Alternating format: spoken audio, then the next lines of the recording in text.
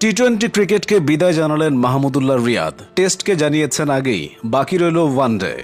2007 সালের সেপ্টেম্বরে কেনিয়ার বিপক্ষে টি-20 অভিষেক হয় রিয়াদের।